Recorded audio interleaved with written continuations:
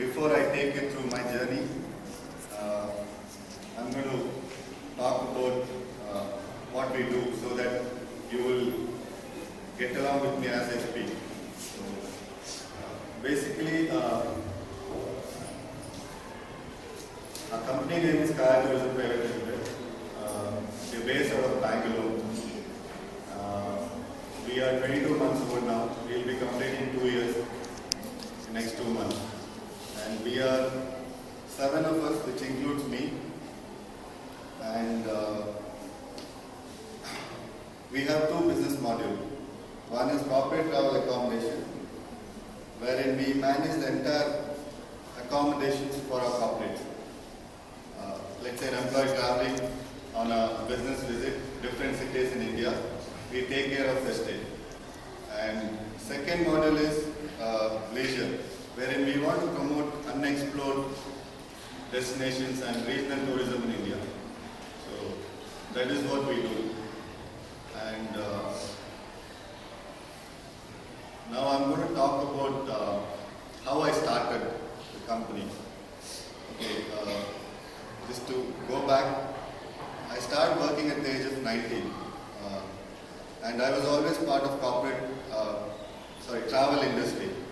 And I was fortunate enough to work for some of the biggest and best companies in India.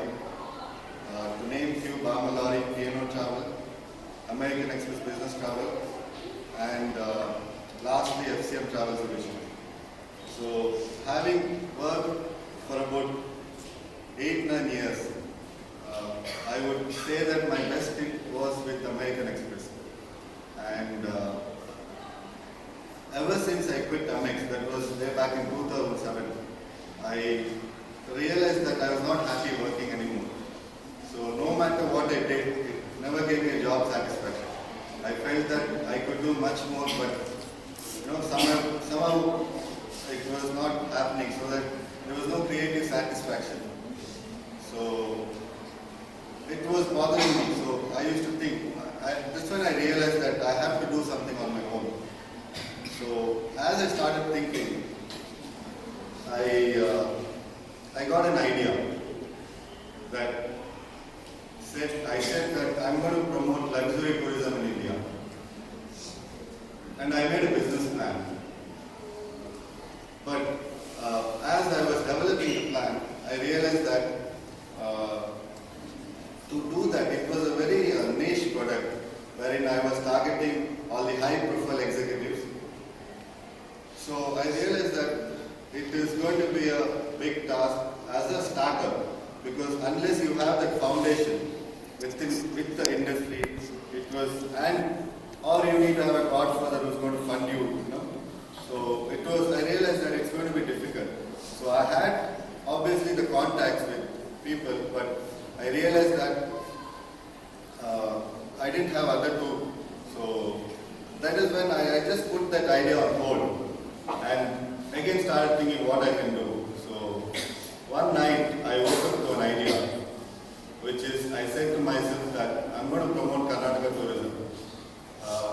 I felt that after I was born in the state, spent 30 years, so I thought I have to give back something to my state.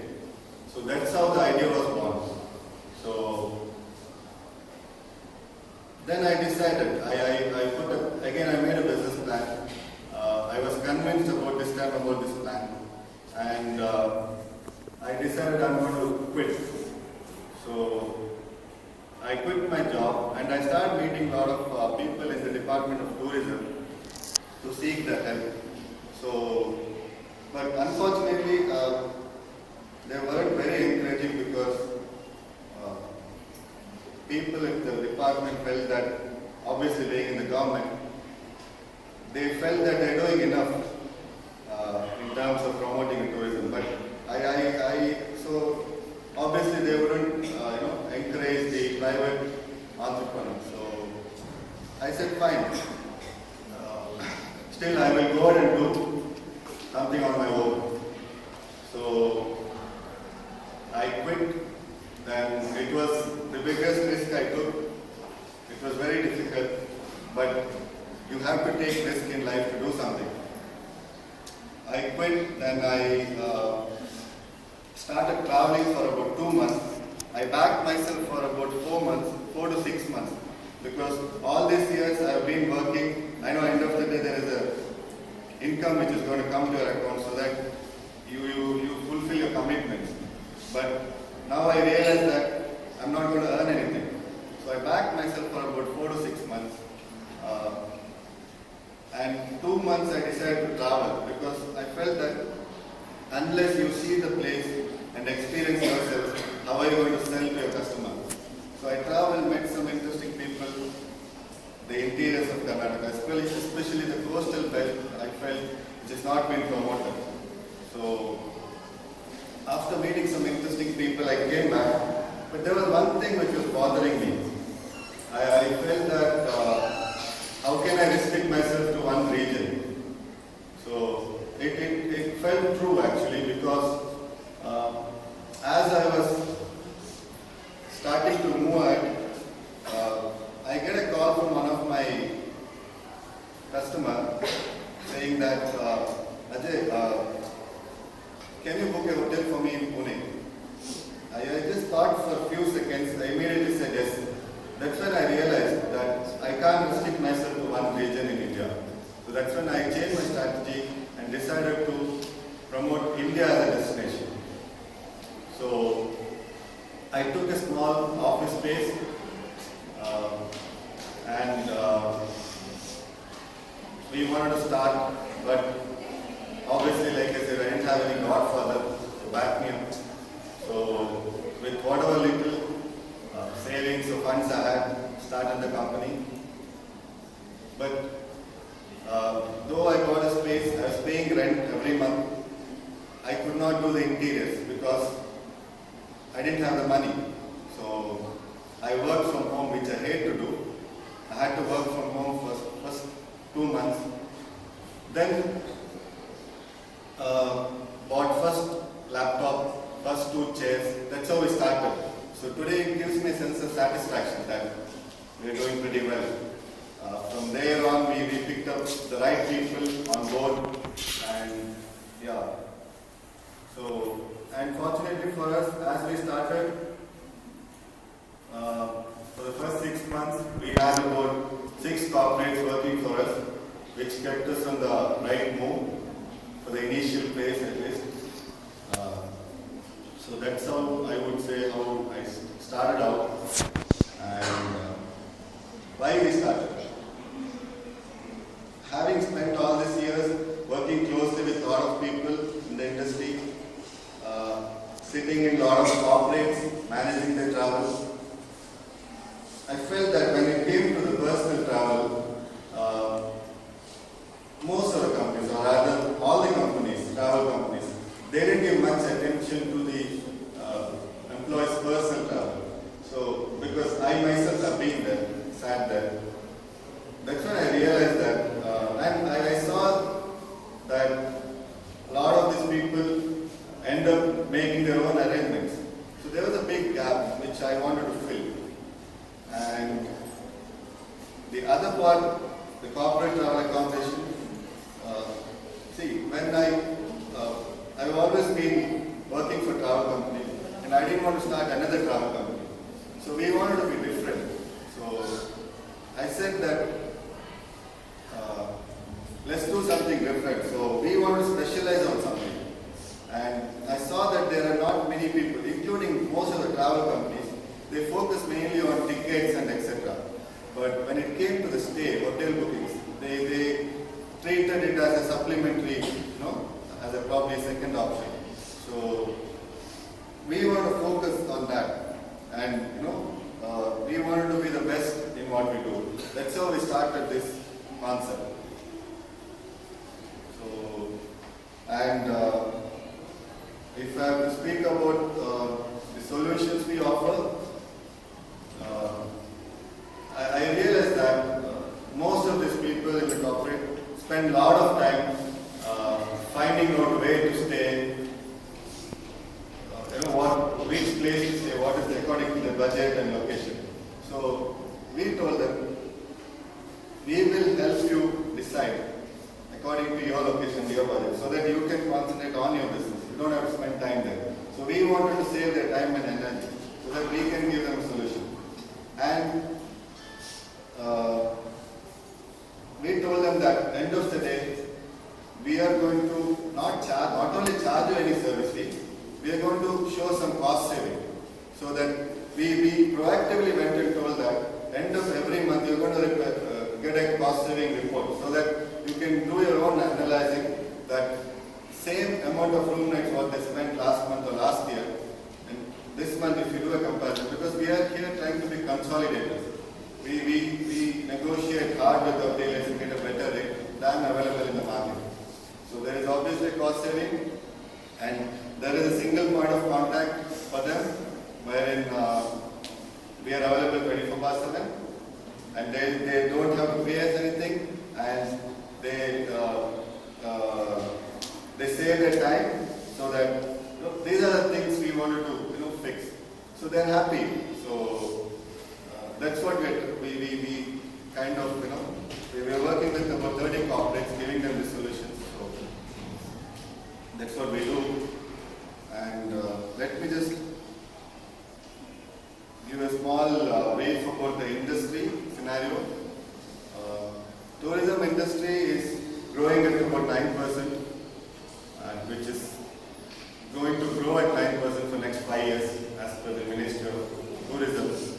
And it contributes at about 6% to the national GDP and at about 8% of employment in India. And India is short of few thousand room nights. Everybody is already coming or going to come in. So we are going to see an increase of at least 15,000 rooms in India, which is I think a very good growth for next 3 years. So that's what I had to speak about the industry and how we started. And one more thing, probably I missed out. The intention of starting was to create something, to do something in life, and create employment, not with the intention of making money. So probably I missed out on that.